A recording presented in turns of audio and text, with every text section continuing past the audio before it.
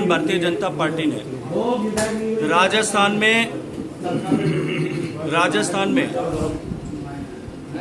4 कोनों से 4 यात्राएं निकालने का ऐसा संकल्प किया है। अभी उसका रूट और एक आध दिन में फाइनल होकर के सारा प्रोग्राम जो है अधिकृत रूप से भारतीय जनता पार्टी के माननीय प्रदेश अध्यक्ष जी या उनके नाम द्वारा नामित कोई व्यक्ति आप सब लोगों के साथ में साझा करेंगे। मैं इतना कहना चाहता हूं कि राजस्थान की 200 विधानसभा हम जाकर के जन भावना को एक बार संकलित करें।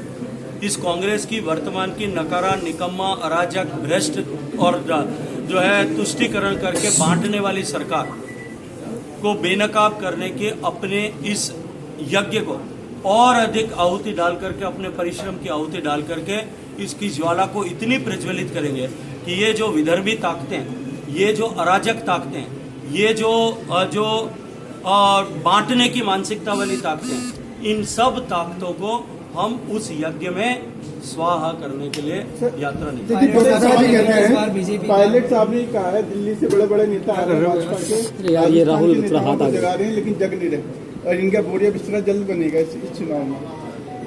चलिए, मुझे लगता है कि उनको कुछ लोगों को ऐसी बीमारी हो जाती है, भाई साहब यहाँ बैठे थे उनके सहित सबको, कि जो लोग जागे हुए भी सोते रहते हैं और जो देखना चाहते हैं वही देखते हैं।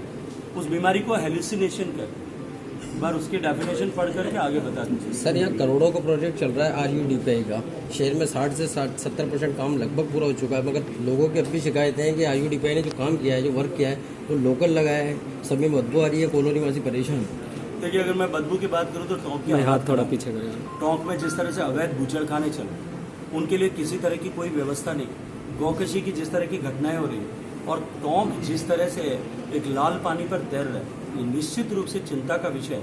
और जिन लोगों को इसकी चिंता करनी चाहिए, वो कुर्सी पाने की होड़ में पता नहीं कहाँ 4.5 साल थे, और अब जब 6 महीने बचे हैं तब अपनी सारे विषय छोड़ करके मैं तो आपके माध्यम से पूछना चाहता हूँ, जो आपने पदयात्रा की थी अजमेर से जयपुर तक, जिन संकल्पों को लेकर के की थी कि RPSC कंप्लीट जो है उसको ओवरहॉल किया जाए, किसानों के जो है कि कर्ज माफी की दिशा में आगे बढ़ा जाए, युवाओं के पेपर लीक के मामले पर जांच हो, भ्रष्टाचार के सारे कामों पर जांच हो, वो प्रश्न अनुत्तरित छोड़ करके उन्होंने मौन क्यों धारण किया, पहले उसका जवाब देना। कल गंगापुर सिटी में जो घटनाक्रम हुआ, जिस तरह का हुआ, क्या घटना थी? कल गंगापुर सिटी में भी हुआ, कल दौसा में भी हुआ, कल गंगानगर में भी हुआ। आज राजस्थान के व्यापारी व्यवसायी जो डरे हुए हैं, सहमे हुए हैं, नित्य प्रतिदिन हर कमा के खाने वाले आदमी के पास, जिसके पास 2 पैसा है, उसके पास में थ्रेटनिंग कॉल्स आते हैं।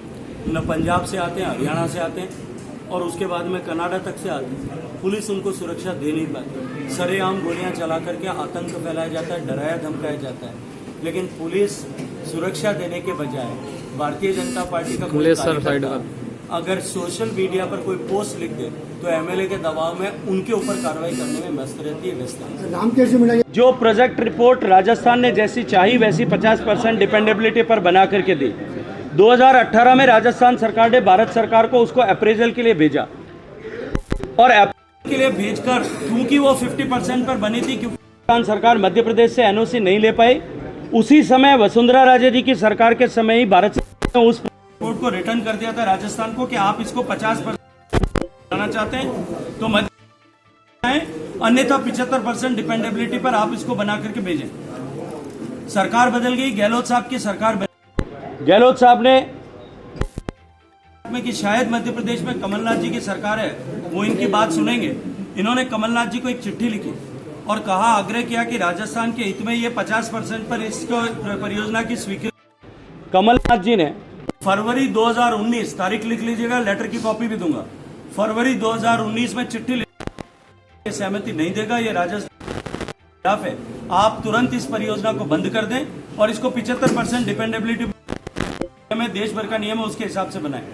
उसके बाद में हमने 9 मीटिंग्स मध्य प्रदेश और राजस्थान के अधिकारियों और मंत्रियों की बुलाई मेरे कार्यालय में, और मैं जिम्मेदारी से कह रहा हूं, श्रीमान जी के राजस्थान सरकार का मंत्री और मुख्यमंत्री एक बार भी उस मीटिंग में नहीं आया, एक बार भी।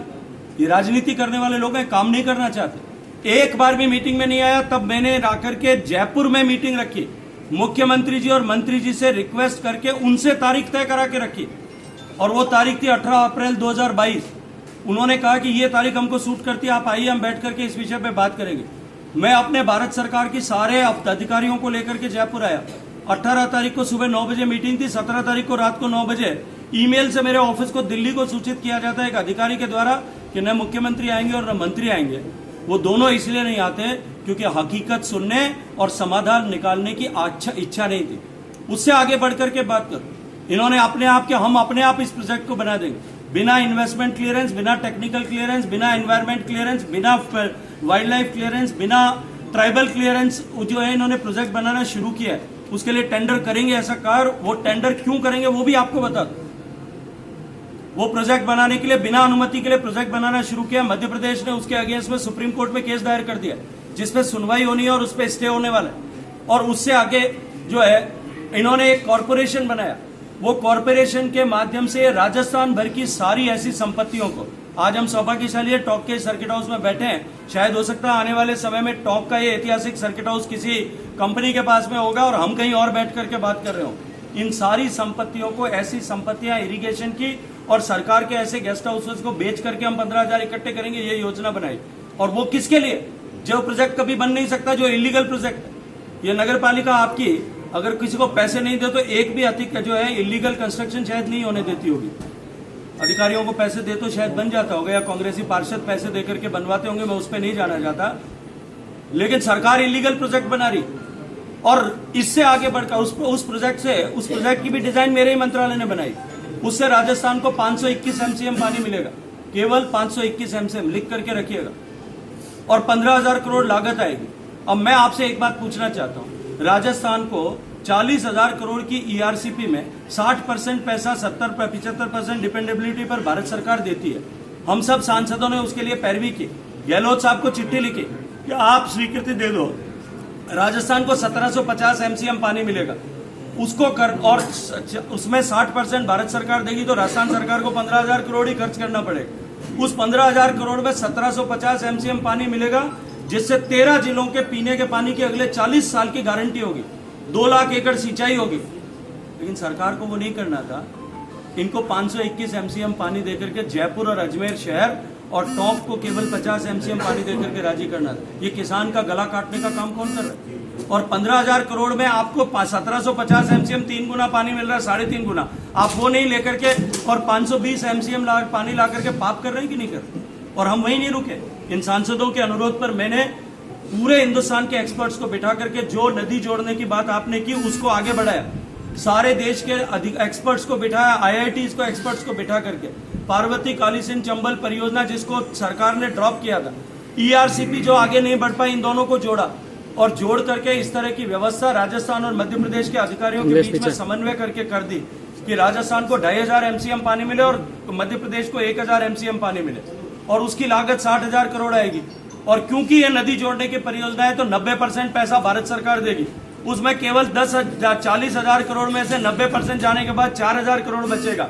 उसमें मध्य प्रदेश का हिस्सा जो है वो 1,600 करोड़ होगा। 2,400 करोड़ राजस्थान को खर्च करना है। 2,400 में से 1,700 करोड़ राजस्थान ऑलरेडी खर्च कर चुका है। 700 करोड़ रुपए दे करके 2,500 एमसीएम पानी राजस्थान को मिलेगा।